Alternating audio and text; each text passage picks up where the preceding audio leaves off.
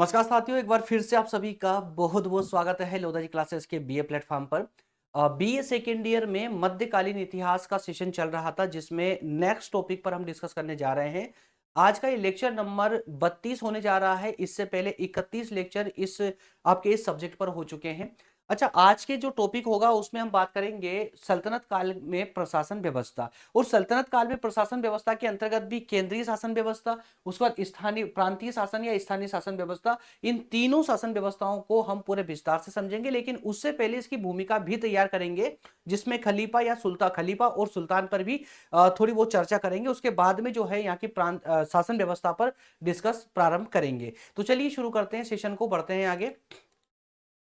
अच्छा, आगे बढ़े उससे पहले बता दूं मैं आप लोगों को कि कुछ महत्वपूर्ण सब्जेक्ट हैं जो बीए के ही है, जो आप ये लंबी सी लिस्ट देख पा रहे हैं। First year, second, third year, तीनों ईयर के हैं। इन सब की लिंक आपको इसी चैनल की प्लेलिस्ट में मिल जाएगी ना, तो वहां जाकर के आप कमेंट करने की अपेक्षा जब आप डायरेक्टली जाकर के वहां भी पूछ सकते हैं। वहां पर जब सर्च करोगे आप, तो ये सारे सब्जेक्ट आपको आसानी से देखने को मिल जाएंगे। और हर लेक्चर की डिस्क्रिप्शन में उसकी नोट्स भी अवेलेबल है, जिसे आप डाउनलोड करके अपने रिविजन को बेहतर बना सकते हो। इसके अलावा कॉम्पिटेटिव एग्जाम वालों बच्चों के लिए भी जो है एक चैनल स्टार्ट करवा दिया गया है, प्रज्ञान हिंदी के नाम से। आप इसे ज्वाइन करके, इसको सब्सक्राइब करके, और जो है हमारे साथ अपने कॉम्पिटेटिव एग्जाम की यात्रा भी शुरू कर सकते हो। चलिए बढ़ते हैं आगे और करते हैं अपना सेशन शुरू। ये आपका सिलेबस है, जिसके अकॉर्डिंग आपकी क्लासेस चल रही है। तो मैं आपको थोड़ा सा यहीं से बताना प्रारंभ करता हूं, ताकि कंफ्यूजन आपकी खत्म हो जाए। दरअसल दोस्तों, इस सब्जेक्ट में फर्स्ट और सेकेंड यूनिट अब तक पूरी तरह कंप्लीट हो चुकी है। ये सारे टॉपिक जो आप देख रहे हैं ना, ये सारे टॉपिक कंप्लीट हो चुके हैं। इसके बाद में थर्ड यूनिट भी अब तक कंप्लीट हो चुकी है। ठीक है, और बहुत अच्छी बात यह है कि यूनिट 4 पर अभी हम हैं, लेकिन आज के सेशन के साथ ही, आज के इस क्लास के साथ ही आपकी यूनिट 4 भी पूरी तरह कंप्लीट हो जाएगी। ठीक है ना, पूरी तरह कंप्लीट हो जाएगी। मतलब कल की क्लास से हम यूनिट 5 को स्टार्ट कर देंगे। और यूनिट 5 में टोटल 6 टॉपिक है, टोटल 6। ठीक है, आप देख रहे हैं, मुगल प्रशासन पढ़ना है, मनसबदारी व्यवस्था पढ़ना है टॉपिक नंबर 2 में। 3 में मुगल कालीन सामाजिक दशा, स्त्रियों की स्थिति, उसके बाद मुगल काल, आर्थिक जीवन, कृषि, व्यापार, वाणिज्य, मुगल कालीन स्थापत्य, और इसके बाद में रानी दुर्गावती, जीजाबाई और चांद बीवी की भूमिका इतिहास में। तो ये सारे कुल मिलाकर 6 टॉपिक आपके और बचेंगे। मतलब 6 दिन में आपका ये सब्जेक्ट भी पूरी तरह कंप्लीट हो जाएगा। ठीक है ना। चलिए अब बढ़ते हैं टेबल ऑफ कंटेंट में और देखते हैं कि आज के इस पूरे टॉपिक में क्या क्या पढ़ने वाले हैं। तो आज सेशन में हम 5 पॉइंटों पर डिस्कस करेंगे। इसके साथ ही सल्तनत कालीन प्रशासन व्यवस्था को कंप्लीट करेंगे। सबसे पहले तो जो है इस प्रशासन व्यवस्था की भूमिका तैयार करने के लिए खलीफा पर डिस्कस करेंगे, खलीफा क्या होता है, क्या पद था। उसके बाद में सुल्तान पर डिस्कस करेंगे। तो ये दोनों पॉइंट पढ़ने के बाद में प्रशासन व्यवस्था की जो एक पृष्ठभूमि है वो आपकी अच्छे से तैयार हो जाएगी। उसके बाद ही जो है हम बात करेंगे सल्तनत काल की केंद्रीय शासन व्यवस्था पर। केंद्रीय शासन पढ़ने के बाद में प्रांतीय शासन पढ़ेंगे, प्रांतीय बाद में स्थानीय शासन व्यवस्था। ठीक है ना। तो ये 5 पॉइंट है जिनके माध्यम से हमारी क्लासेस कंटिन्यू होगी। तो लेते हैं पहला कॉन्सेप्ट, जिसमें कि सबसे पहले खलीफा पर चर्चा प्रारंभ करते हैं। चलिए पहले सारा डेटा ओपन कर लेते हैं, ताकि पेन लेके और समझाने में सुविधा हो। ओके। दरअसल दोस्तों, जब हम बात करते हैं सल्तनत काल की, तो एक छोटी सी, वैसे तो आप सल्तनत काल पे 3-4 लेक्चर हो चुके हैं, तो आप लोगों को अब तक बहुत बेहतर तरीके से अंडरस्टैंडिंग हो चुकी है कि सल्तनत कालीन व्यवस्था क्या थी। लेकिन फिर भी एक छोटी सी भूमिका तैयार करते हैं। दरअसल भारत में बात करें कि सल्तनत काल कब से कब तक रहा, तो 1206 से लेकर 1526 तक भारत में सल्तनत काल रहा था। अच्छा, ये सल्तनत काल मतलब कि इस सल्तनत काल में जो शासक थे, ये विशेष रूप से एक विशेष धर्म से संबंधित थे, या उनको धार्मिक नेता भी आप उनका एक विशेष धर्म का धार्मिक नेता भी कह सकते हो। मतलब इस्लाम धर्म के या इस्लाम धर्म से संबंधित सभी शासक इस्लाम धर्म से संबंधित थे। इसीलिए इस शासन काल को सांप्रदायिक शासन काल भी कहा जाता है। सांप्रदायिक शासन काल भी कहा जाता है। क्यों कहा जाता है, मैंने बता दिया आप लोगों को, क्योंकि इस सल्तनत काल में जितने भी सुल्तान रहे हैं ये इस्लाम धर्म से संबंधित थे। इसीलिए और सभी सुल्तानों ने, लगभग सभी सुल्तानों ने अपने शासन काल में जो है इस्लाम धर्म के प्रचार पर या इस्लाम धर्म को आगे बढ़ाने पर विशेष कार्य किया है। इस कारण से इस सल्तनत काल को सांप्रदायिक राज्य भी कहा जा सकता है। यहां पर एक परिभाषा दी जाती है, अक्सर देखने को मिलेगी डॉक्टर कुरैशी महोदय की, जो है इन्होंने हमेशा से मध्यकालीन पर या कहें कि सल्तनत काल पर हमेशा सपोर्टिंग है ना, हेल्पिंग हैंड के रूप में इन्होंने कार्य किया है, परिभाषक बन के रहे हैं। इनका कहना है कि दिल्ली सल्तनत जो है पूरी तरह धर्म पर केंद्रित नहीं थी, पूरी तरह धर्म पर केंद्रित नहीं थी। इनकी परिभाषा में कहा गया है क्यों नहीं थी। उनका कहना है कि जो धर्म पर केंद्रित सल्तनत होती है, जो राज्य होता है, उसमें एक विशेषता होती है। क्या विशेषता होती है कि उनके जो शासक होते हैं ना, वो शासक पुरोहित वर्ग से आते हैं। पुरोहित वर्ग मतलब समझ रहे हैं ना, धार्मिक नेता। अब धार्मिक नेता, जो सबसे बड़ा धार्मिक नेता होगा वो शासक बनेगा। तो ये इस प्रकार की परिभाषा दर्शक ही होती है, लेकिन एक एग्जाम में आप इस प्रकार की परिभाषाओं का भी यूज करके और आगे अपने वर्णन को कंटिन्यू कर सकते हो।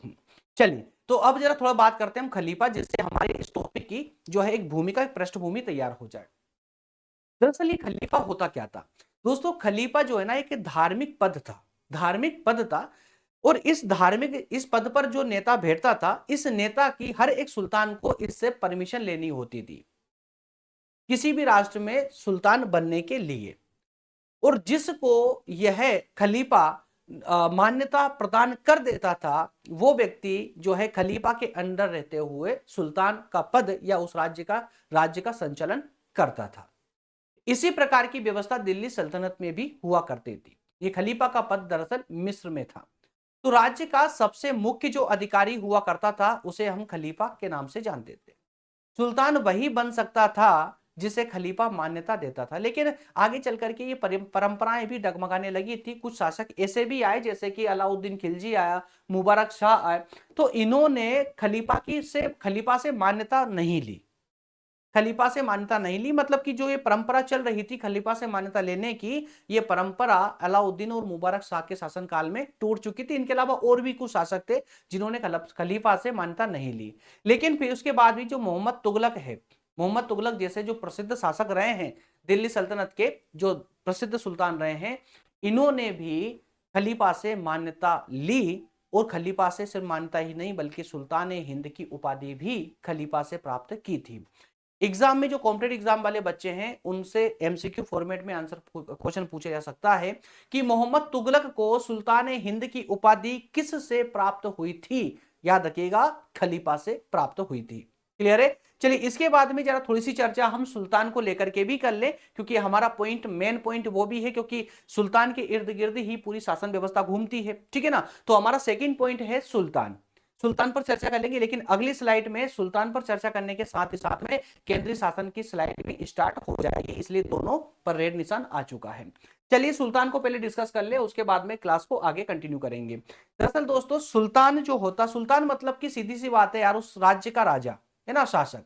तो जो शासक था या सुल्तान हुआ करते थे दिल्ली सल्तनत के, वह पूरी तरह से स्वेच्छाचारी और निरंकुश हुआ करते थे, मतलब संपूर्ण शक्तियां इन्हीं के हाथों में केंद्रित होती थी। लेकिन लेकिन इसके अलावा संपूर्ण शक्तियां इनके पास में जरूर थी, लेकिन चूंकि ये धार्मिक नेता हुआ करते थे, जैसा मैंने अभी बताया कि जितने भी सुल्तान हुए हैं, कहीं ना कहीं ये धार्मिक नेता थे जिन्होंने अपने धर्म का प्रचार प्रसार किया। इसलिए धर्म के दबाव में हमेशा कार्य करते थे, खलीफा के दबाव में हमेशा कार्य करते थे। इसलिए कभी ये धर्म के विरुद्ध नहीं जा सकते थे। धर्म के विरुद्ध मतलब इस्लाम के विरुद्ध ये नहीं जा सकते थे। हमेशा इनको जो भी कार्य करना होता था, वो इस्लाम के सपोर्ट में ही करना होता था। और इनका एक विशेष कार्य भी होता था कि अपने साम्राज्य में ये धर्म का प्रचार आवश्यक रूप से करे। इतना ही नहीं, बल्कि जो सुल्तान हुआ करते थे, ये मुस्लिम जनता के धार्मिक नेता की भूमिका भी निभाते थे। ठीक है ना? तो एक प्रकार से आप ये मान सकते हो कि जी हाँ, साधारण जनता के लिए तो सुल्तान पूरी तरह से स्वेच्छाचारी या निरंकुश हुआ करता था, सेना का सर्वोच्च अधिकारी हुआ करता था, सबसे बड़ा न्यायाधीश भी यही सुल्तान ही हुआ करता था। लेकिन फिर भी वह उस पर कुछ अंकुश होते थे, और वो अंकुश थे धार्मिक अंकुश। ठीक है ना? धार्मिक अंकुश, चूंकि मुस्लिम जनता का धार्मिक नेता होने के कारण वह इस्लाम के विरुद्ध नहीं जा सकता था। क्लियर है? चलिए, अब जरा सा हम बात करेंगे प्रशासन व्यवस्था की, जिससे कि आपके आपके सारे कॉन्सेप्ट अब क्लियर होते चले। शुरुआत करेंगे केंद्रीय शासन व्यवस्था से। जी हाँ, केंद्रीय शासन व्यवस्था जो है सुल्तान के इर्द गिर्द ही घूमेगी, मतलब राजा के इर्द गिर्द ही घूमती थी। जितनी भी शासन व्यवस्था मतलब पूरे साम्राज्य को जो केंद्र में, प्रांत में और स्थानीय शासन व्यवस्था तीन टुकड़ों में बांटा गया था, तोड़ा गया था, उसका कारण ही यह था कि साम्राज्य का संचालन आसान तरीके से किया जा सके। लेकिन केंद्र बिंदु कौन रहेगा? सुल्तान रहेगा। और सुल्तान की मदद करने के लिए एक परिषद होती थी जिसे मंत्री परिषद कहा जाता था।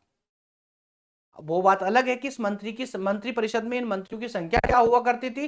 तो संख्या दोस्तों सुल्तानों के अनुसार परिवर्तित होती रहती थी। लेकिन सामान्य रूप से अगर बात करें तो इसे मंत्रियों में जो है सामान्यतः तो 4 प्रकार के मंत्री यहां पर हुआ करते थे। लेकिन कुछ शासकों ने जो है इन मंत्रियों की संख्या बढ़ा करके 6 भी कर दी थी। जैसे खिलजी, तुगलक, सैयद या लोधी वंश के जो शासक रहे हैं उन्होंने मंत्रियों की संख्या 6 बढ़ा दी थी। ये आवश्यक नहीं है। आवश्यक यह है कि राजा की मदद करने के लिए, राजा के प्रशासन व्यवस्था को संचालित करने के लिए, उसकी मदद करने के लिए एक मंत्री परिषद होती थी, जिनकी संख्या, इस मंत्री परिषद में मंत्रियों की संख्या हमेशा परिवर्तित होती रहती थी, कोई स्थायी नहीं थी। इस मंत्री परिषद के अलावा कुछ विभाग भी होते थे जिनके माध्यम से केंद्र स्तर पर शासन को संचालित किया जाता था। इन विभागों में प्रमुख विभाग था दीवाने वजारत। क्या नाम था? दीवाने वजारत। ये कुछ 5 विभागों के नाम में बता रहा हूं, ये जरूर आप लोग याद कर लीजिएगा। ऐसे विभागों के नाम तो बहुत सारे हैं, लेकिन 5 विभाग महत्वपूर्ण थे जो केंद्रीय शासन व्यवस्था के संचालन में सबसे ज्यादा भूमिका निभाते थे। दीवाने वजारत ये वो विभाग था जिसका अधिकारी कौन होता था दोस्तों? प्रधानमंत्री। ठीक है, और प्रधानमंत्री को क्या बोलते थे? वजीर। क्या बोलते थे? वजीर। अच्छा, इस विभाग का काम क्या होता था? इस विभाग का काम होता था जनता और राजा के बीच में कॉन्टेक्ट बनाना। ठीक है, जनता की समस्याओं को राजा तक पहुंचाना। और इसके अलावा कुछ और भी महत्वपूर्ण काम थे। जो सेना सेना होती थी, सेना की भर्ती करना, है ना? तो किसको भर्ती करना है इसकी सलाह देना किसको? सुल्तान को। इसके अलावा वित्त विभाग का मुख्य कार्य इसी विभाग के द्वारा ही किया जाता था। मतलब इसका जो वजीर होता था ना, वो वित्त विभाग का भी अध्यक्ष होता था। या फिर ऐसा कहें कि सेना पर इसका पूरी तरह अधिकार था, ये कोई कथन गलत नहीं होगा। तो कहने का अर्थ यह है कि चूंकि वजीर या सबसे बड़ा पद था ना प्रधानमंत्री, है ना, आज वर्तमान में देख लीजिए प्रधानमंत्री, तो प्रधानमंत्री के जो अधिकार थे वो संपूर्ण लगभग सभी अधिकार जो है यहाँ पर वजीर के पास थे सल्तनत काल में। इसके बाद में दूसरे महत्वपूर्ण विभाग की बात करें तो वो विभाग था दीवाने अरज। क्या था? दीवाने अरज। ये दीवाने अरज जो विभाग था ना, ये सैनिक विभाग था। क्या था? सैनिक विभाग। अब देखिए, जो वजीर होता था ना, वो सुल्तान को आग्रह करता था कि भाई आप जो है सेना की भर्ती करवाइए या किस किस की करवाना है, ये सारा निर्णय सुल्तान का था। लेकिन इस कार्य को अंजाम देने का काम सेना विभाग का हुआ करता था, जिसे दीवाने अरज कहा जाता था। तो सेना की भर्ती करना, उनको ट्रेनिंग, है ना, मतलब प्रशिक्षण देना, उनके खाने पीने की व्यवस्था करना, उनके जो साधन हथियार थे उनका अरेंजमेंट करना, ये सारे काम दीवाने अरज विभाग के द्वारा ही जो है किए जाते थे, कार्यान्वित होते थे। इसके बाद में तीसरा महत्वपूर्ण विभाग था दीवाने इंशा। दीवाने इंशा अब चूंकि अपने आप में ही महत्वपूर्ण था, क्योंकि ये टोटल जितने भी पत्र व्यवहार होते थे, अब आजकल तो मोबाइल चल गए ना, फोन पे काम हो जाता है तो जरूरत नहीं पड़ती, लेकिन उस समय मोबाइल तो हुआ नहीं करते थे, इसलिए पत्र व्यवहार होते थे। तो पत्र व्यवहार का जो काम होता था, पत्र एक राज्य से दूसरे राज्य में पत्र भेजना, है ना, उनके पत्र प्राप्त करना, ये सारे काम दीवाने इंशा विभाग के द्वारा किए जाते थे। और इस विभाग में जो भी अधिकारी होता था वो राजा का मतलब सुल्तान का सबसे ज्यादा विश्वसनीय होता था, क्योंकि इस पत्र व्यवहार जो मामला है ना, राज्य की व्यवस्था को बिगाड़ भी सकता था, सुधार भी सकता था। ठीक है, इसके अलावा एक और महत्वपूर्ण विभाग था दीवाने रसालत। दीवाने रसालत क्या था? ये जो है फॉरेन डिपार्टमेंट था, मतलब विदेश विभाग था। विदेश विभाग की महत्वपूर्ण भूमिका आप समझते ही हो, ठीक है ना? विदेशों से, अपने आस पड़ोस के राज्यों से संबंध बनाकर रखना इस विभाग का काम था। तो हो जाती ना अपने आप महत्वपूर्ण भूमिका इसकी भी। और इसके अलावा एक और विभाग था जो महत्वपूर्ण माना जाता था केंद्रीय स्तर पर, जो खलीफा के द्वारा इस विभाग को स्थापित किया गया था हर एक राज्य में, जहां जहां सुल्तान का राज्य था, मतलब जिन्होंने भी खलीफा से परमिशन ली थी, आज्ञा ली थी। क्या नाम था उसका? सदर ए सुदूर। क्या था? सदर ए सुदूर। दरअसल ये विभाग जो है ना एक धार्मिक विभाग था, धार्मिक विभाग था। इस विभाग के द्वारा संपूर्ण धर्म से संबंधित कार्य किए जाते थे, जैसे धर्म का प्रचार करना, धर्म की रक्षा करना, जो धार्मिक विद्वान थे उनको सरकारी सहायता देना ताकि वो धर्म का आगे चल करके प्रचार प्रसार कर सके, इस्लाम धर्म का। तो ये 5 विभाग हमने जो है केंद्रीय शासन व्यवस्था के अंतर्गत देखे हैं। अब जरा आगे बढ़ते हैं और अब जरा देखते हैं, आप इंडेक्स को भी साथ साथ देखते चल रहे हैं। 3 पॉइंट आपके क्लियर हो चुके हैं। अब चौथे पॉइंट पर मूव करेंगे, प्रांतीय शासन व्यवस्था के अंदर। ठीक है, प्रांतीय शासन व्यवस्था। तो चलिए प्रांतीय शासन व्यवस्था को भी जरा एक नजर में फटाफट समझ लेते हैं। अब जैसा कि आपने देखा कि केंद्रीय शासन स्तर पर कुछ महत्वपूर्ण विभागों की स्थापना की गई थी। जो इन विभागों का काम ऐसा नहीं है कि पूरे साम्राज्य की व्यवस्था को संभालना, बल्कि उस पूरे साम्राज्य में शासन व्यवस्था को अच्छे से चलाने के लिए उस पूरे साम्राज्य को कई भागों में बांटा गया था।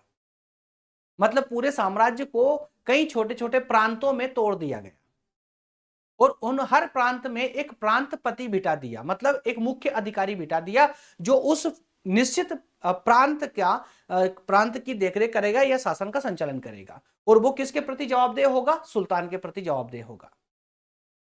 और ऐसे मुख्य अधिकारी को, उस प्रांत के अधिकारी को, प्रांतपति को क्या कहते थे? इक्ता या मुक्ति कहा जाता था, है ना? इक्ता या मुक्ति,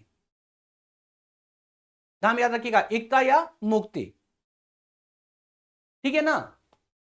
इसके अलावा अलाउद्दीन के शासनकाल की बात करें तो अलाउद्दीन के शासनकाल में दोस्तों 2 प्रकार के प्रांत हुआ करते थे। एक प्रांत वो जो सीधे उसके मतलब सुल्तान के, मतलब अलाउद्दीन के निरीक्षण में थे या सुल्तान के कंट्रोल में थे। और दूसरे प्रांत वो थे जिन प्रांतों पर प्रांतपति बिठा दिए थे, इक्ता या मुक्ति बिठा दिए थे वहां के शासन चलाने के लिए। जैसे आज वर्तमान में होते हैं ना केंद्र शासित प्रदेश, जिसमें सीधे केंद्र सरकार का, है ना, कंट्रोल होता है। उसके बाद में जो संपूर्ण राज्य होते हैं जिस पर राज्य सरकार का कंट्रोल होता है। इसी प्रकार से अलाउद्दीन ने अपने समय में प्रांतों के 2 हिस्से करे थे, 2 पार्ट में प्रांतों को बांट दिया था। अच्छा, अलाउद्दीन के समय में अगर प्रांतों की बात करें तो कुछ प्रांतों के नाम यहां लिखे हुए हैं, आप लोग पढ़ लीजिएगा। और इसी तरह से खिलजी और तुगलक के काल की बात करें तो इस समय में कुछ महत्वपूर्ण प्रांत थे। ठीक है, जैसे बंगाल, गुजरात, जौनपुर, मालवा, खानदेश। ठीक है ना, ये सब मुख्य प्रांत हुआ करते थे, मुख्य प्रांत थे। और जो प्रांतपति होते थे, जिन प्रांतों में एकता या मुक्तियों अधिकारियों को बिठा दिया जाता था, उनका कार्य क्या होता था? तो अपने अपने प्रांत में शांति व्यवस्था बनाए रखना।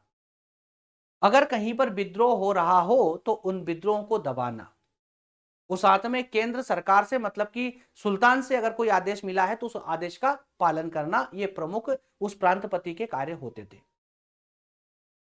क्लियर है? तो आपको यहां पर याद कितना कंटेंट रखना है। सिंपल सी कहानी है, पूरा साम्राज्य कोई कई छोटे छोटे प्रांतों में बटा हुआ था। ठीक है, हर प्रांत की लगभग एक जैसी स्थिति थी, एक जैसी व्यवस्था थी। उन प्रांतों में एक मुख्य अधिकारी होता था जिसे प्रांतपति कह सकते हैं हम, लेकिन उस समय में क्या कहा जाता था उस प्रांतपति को? इक्ता या मुक्ति।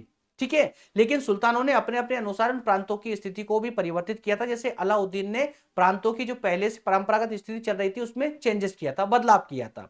2 प्रकार के प्रांत उसने कर दिए। कुछ प्रांतों पर सीधे कंट्रोल उसने खुद कंट्रोल रखा और कुछ प्रांतों में एकता या मुक्तियों को बिठा दिया, मतलब प्रांतपतियों को बिठा दिया। क्लियर है? और इन प्रांतपतियों के कुछ विशेष कार्य होते थे। कार्य क्या थे? अपने प्रांत में शांति व्यवस्था स्थापित करना, विद्रोहों का दमन करना और शाही आज्ञा, मतलब सुल्तान के द्वारा जो आज्ञा मिली है उसका पालन करवाना आदि आदि प्रांत अधिकारी के कार्य होते थे। क्लियर है? तो यहां से आपका पॉइंट नंबर 4 भी कंप्लीट हो चुका है। लास्ट पॉइंट बचा पॉइंट नंबर 5। आइए इस पर भी जरा नजर डाल ले ताकि हमारा कंटेंट कंप्लीट हो सके और साथ साथ क्लास भी हमारी कंप्लीट हो सके। स्थानीय शासन व्यवस्था के अंतर्गत अगर बात करें तो पहले मैं पूरी स्लाइड को एक बार ओपन कर लेते हैं ताकि चर्चा करने में कोई अवरोध ना हो। पॉइंट नंबर 5, स्थानीय शासन व्यवस्था। अब देखिए, पूरा साम्राज्य कई प्रांतों में बटा हुआ था। ठीक है, लेकिन अब प्रांतपति भी तो चाहते थे कि प्रांतों की शासन व्यवस्था भी अच्छे से चल सके। अब कोई एक व्यक्ति या कोई एक डिपार्टमेंट पूरे प्रांत को संभाल नहीं सकता था, इसलिए प्रांत जो है कई छोटे छोटे सिक्कों में बटा हुआ था। समझिएगा, यहां पर प्रांत मतलब इक्ते, प्रांत जो था वो छोटे छोटे सिक्कों में बटा हुआ था और सिक्के जो थे ना वो परगनों में बटे हुए थे। ध्यान से सुनना, सिख इक्ते मतलब प्रांत, प्रांत सिक्कों में और सिक्के जो है ये परगनों में बटे हुए थे, वो वहीं परगने जो है गांवों में बटे हुए थे। तो पूरा साम्राज्य प्रांतों में, प्रांत सिक्कों में, सिख परगनों में और परगने गांवों में। मतलब ये कह सकते हैं कि सल्तनत काल की सबसे छोटी इकाई जो हुआ करती थी वो गांव हुआ करती थी। अच्छा, इन सबके अधिकारी, जैसे आपने देखा कि प्रांत अधिकारी का नाम क्या होता था, इक्ता या मुक्ति। उसी तरह से जो सिख हैं, सिख अधिकारी का नाम क्या होता, सिकदार, सिकदार, ठीक है ना। वो परगनों के अधिकारी का नाम होता था चौधरी, उसको चौधरी कहा जाता था। और गांव के जो अधिकारी होते थे वो चौकीदार या फिर पटवारी होते थे। और गांव में संभवतः ग्राम पंचायतें भी हुआ करती थी, ग्राम पंचायतें भी हुआ करती थी। ये था स्थानीय शासन व्यवस्था, मतलब एक ग्राउंड लेवल पर कह सकते हो, ग्रामीण स्तर पर कह सकते हो। अब इस पूरी शासन व्यवस्था में अगर हम टैक्स की बात नहीं करेंगे ना तो ये कहानी पूरी अधूरी रह जाएगी।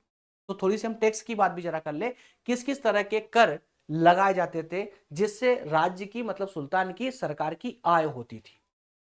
सबसे महत्वपूर्ण अगर कोई आय थी, कर था, टैक्स था, तो वो था भूमि कर। क्या था, भूमि कर। और ये भूमि कर ही राज्य की सबसे बड़ी आय का साधन था। मतलब सबसे ज्यादा अगर राज्य को, सरकार को पैसा मिलता था, आय मिलती थी या टैक्स मिलता था, तो वो भूमि कर से ही मिलता था। कितना हुआ करता था, तो 1/3 से 1/2 के आसपास हुआ करता था। अलाउद्दीन खिलजी ने इसे 50% तक कर दिया था। 50%, जितनी आपकी कमाई आय हुई है, उपज हुई है, उस उपज का 50% आप रखिए, आधा आप रखिए, आधा सरकार को दीजिए। अलाउद्दीन ने टैक्स बहुत ज्यादा बढ़ा दिया था, जनता बहुत ज्यादा प्रताड़ित हो चुकी थी इस समय में। अच्छा, इसको क्या कहा जाता था, खिराज। इस कर को क्या कहा जाता था, खिराज कहा जाता था। इसके अलावा एक और कर हुआ करता था, एक धार्मिक कर के नाम से जकात। क्या होता था, जकात। मुस्लिम संप्रदाय में जकात आज भी चलती लेकिन ये जो कंपलसरी नहीं है देना, है ना, स्वाभाविक रूप से लोग अपनी इच्छा अनुसार देते हैं। लेकिन ये जकात का एक स्वरूप उस समय कुछ और था और आज कुछ और है। ये एक प्रकार का धार्मिक कर हुआ करता था, ये सिर्फ मुसलमानों से ही या मुस्लिम जनता से ही लिया जाता था। कितना होता था, कितना लेते थे, तो जितनी उसकी आय हुई है, जितनी उपज हुई है, उस उपज का 1/40वां हिस्सा लिया जाता था। 1/40वां हिस्सा लिया जाता था। और क्या काम आता था ये जकात, जो जकात मिलती थी, इस जकात से जो मस्जिदें थी, मस्जिदों की मरम्मत करना या नई मस्जिदों के निर्माण में इस पूंजी को लगाया जाता था। इसके अलावा एक अन्य टैक्स होता था, खम्स टैक्स। क्या, खम्स। खम्स टैक्स मतलब क्या होता है, लूट के माल में हिस्सा। लूट के माल में हिस्सा मतलब सेना, सेना जो लूटती थी, जो लूटमार करती थी, उस लूट में सेना का हिस्सा होता था 4/5वां भाग और सरकार का हिस्सा होता था 1/5वां भाग। मतलब 20% होता था, 20% मिलता था सरकार को उस लूट में और 80% मिलता था किसको, सेना को। लेकिन अलाउद्दीन ने चूंकि सारी शासन व्यवस्था को पलटी कर दिया था, है ना, तो इस लूट के माल को भी पलटी कर दिया। अलाउद्दीन के समय में इस लूट का जो माल था उसमें 80% अलाउद्दीन को मिलता था और मात्र 20% सेना को दिया जाता था।